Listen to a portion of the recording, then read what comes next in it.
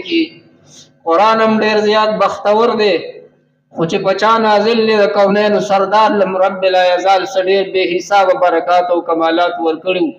دا یو ډېر عظیم او جوړه موضوع ده. ما چې کله د امفل امتحانات ورکول او ما په سیرت کونسل کې پی ایچ ډي کولا، ما ته والد سے خوشحالېدو دا زما عنوان او مضمون دی، دا زما سبجیکټ دی د رحمت للعالمین په سیرت پاک باندې یو جوړه موضوع او مطالعه د 45 کتابونو د سیرت د دې ګناهګار د دې سترګو رتلې ده او هغه مقامات مې په دې خپل سترګو ګناهګار لیدلې دي. والد صاحب ډېره دعا کوله ماته مې بچي پاسپورټ جوړ کا، الله بر تخپل کور خانه کعبه وخی، الله بر ته خپل رسول علیه السلام روزه پاک وخی. ما به ورته دا د جی جوړو ما نن سبا کې شپې ورځې تیرې دي. الله پاک دا هغه دعاګانې قبول کړي، د مشرانو دعاګانې الله قبلې. الله راته د حجاز مقدس هغه عظیم سفر هغه راته وښود او هغه مقامات چې ما په سیرت او په تاریخ کې باغې لیکل کړي په خپل ګناهګارو باندې ما ولیدل. معزز سامعین کرام، لومبی وحي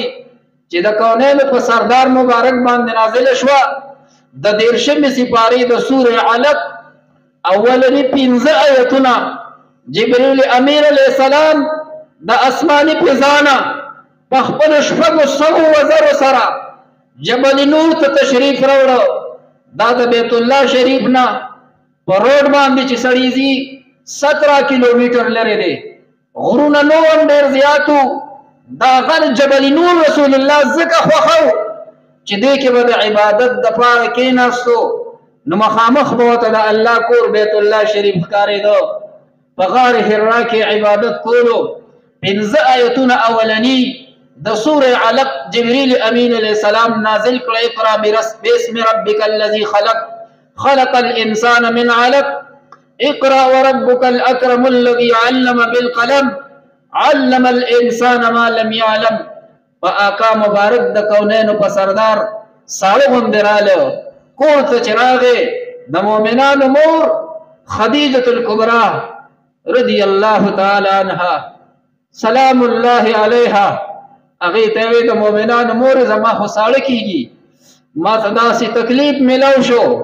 داسې کیفیت را باندې غار حرا کې نازل شو. 2700 فٹ دا د روډ نه چې کوم دی دا اوچت دی. هر څومره چې نامي پهلوان ځواني او غار حرا ته خیږي نن دور کې هغې ته پوڼې لګېدلي دي، نه انسان نه په ګیټو باندې خوله روانوي. غار سور 5000 فٹ دا د روډ نه اوچت دی. ما په دې خپل خپو باندې چې کوم دی نو هغه مقدس ځایونه کتلي دي. والد صاحب راته بار بار د هغې تذکرې کولې. معززو سامعین کرامو، چې کله د غار حرا نه آقا علیه السلام راغی د مؤمنانو مور ته حال ویې ورته ویې داسې کار دی ښه ښځه او نیکه بیبي خاوند له ډاډ او تسلي ورکوونکې تور سرې چې د چا د سوري د لاندې وي دا یو عظیم نعمت د رب ذوالجلال دی. ورته وی زما د سر سوریا آقا مبارک ته وی چې لا والله فانک تکسب المعدوم وتکسب الکل فانک ثمال الیتاما. تو خو د یتیمانو آرامګاهی، تو خو غریبانانو سره په دې خپل مبارک سر باندې پنډونه وړې. چېرې داسې نشي کېدی راځه په بیت الله شریف کې زما ماما ناست دی. ورقه ابن نوفل نامې وه، د 100 کالو نه عمر اړېدلی و، سپین ږیری دی. د تورات شریف ټرانسلیشن یې کو. تورات شریف د عبراني زبان نه عربي ژبې ته رااړی په حتیم شریف کې ناست دی. مور مبارکه د کائناتو عظیمت ورسره راله او ورقه ابن نوفل ته وی زما د سر په دې سوري باندې داسې کیفیت راغلی دی. ورقه ابن نوفل د آسماني کتابونو حافظو. تورات شریف ورته په یادو، انجیل ورته په یادو. عیسی علی نبینا و علیه السلام ایمان راوړو، لیکن هغه مبارک د دنیا نه پرده شوی دی. د عیسی علیه السلام او د محمد عربي صلی الله علیه وسلم ترمنځ 571 سال تیر شوي دي. ورقه ابن نوفل د ډېرې قدیمې زمانې مشر شخصیت سپین ږیری دی. داسې د عروض مبارکې اوچتې کړې او د کونینو سردار ته داسې زور په زیر باندې وکتل. الله ول صلا زوال حسن ورکړو د کونینو د سردار مبارک د سترګو تذکرہ امام ترمذی رحمت الله علیه د حدیث په معتبر کتاب ترمذی شریف کې کوي چې د رحمت للعالمین زمونږ استادو د غیرتی او د خوږ پیغمبر مبارک سترګې غټې وي او په هغه کې دا تور مبارک ډیر زیات تورو دا سپین مبارک ډیر زیات سپینو او نری نری سر سر رګونه پکې غړېدلی خمار سترګې وته رب لا یزال ورکړوي الله په خپل دیدار باندې د معراج په شپه باندې مړې کړوي معزز سامعین باندې اړېدلی چې یو ځل به چاته داسې راواړولې همیشه لپاره به ول په ځیګر کې غشي خښ کړو او د زبان نه به بے اختیار دا کلمه وته چې لا اله الا الله محمد رسول الله دمر لوی اثر ول رب لا یزال په عینین نرګسانو کې ور کړو معزز سامعین کرام وي چې داسې وته ورقه ابن نوفل قتل ورته وی سوارکا را پاسې دو د دې دوه شولډرو په منځ کې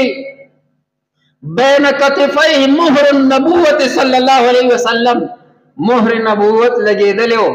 سٹمپ لګیدلو چې دا آخری رسول دے اور کوئی رسول آنے والا تا قیامت نہیں ہے چې دا سی ورلراتو شوې قتل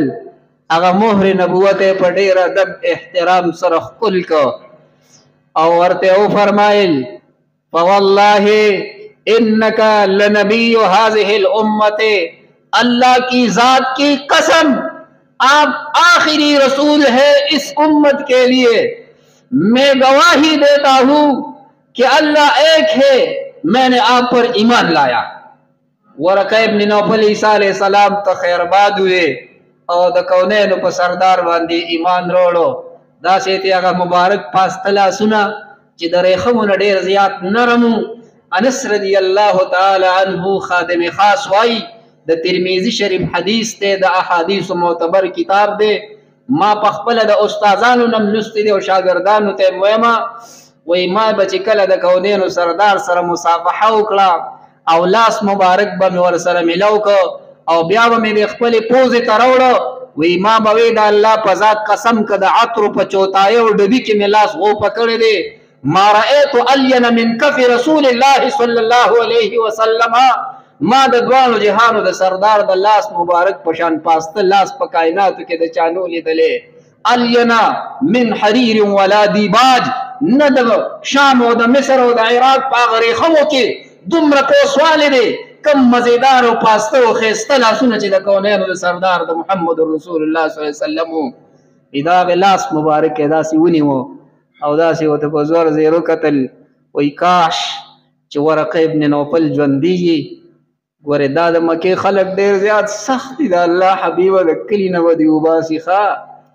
ته به هجرت کې ستا د آرام ځای چې دی هغه مدینه پاکه د اولډ نیم د هغې چې دی یثرب دی خو ستا په راتلو به الله دو چند بالا او اعلی او سې چند کې د یثرب ښار د مدینې منورې په طرف به ردې نه هجرت کې خو کاش چې ورقه ابن نوفل ژوندي او زه تا سره شانه بشانه ولاړم ته د دې امت آخری رسول الله تعالی کتاب درکې د دې نه بعد بل یو خبره کومه او بیا دعا کوو 40 سال زندگی و دې ټیم کې عمر مبارک څومره سلويخ کالا بھائی 13 سال مکہ معظمه کې جبرئیل امین علیہ السلام راغی آغی کاړ جنو سوي لوي غرونو ته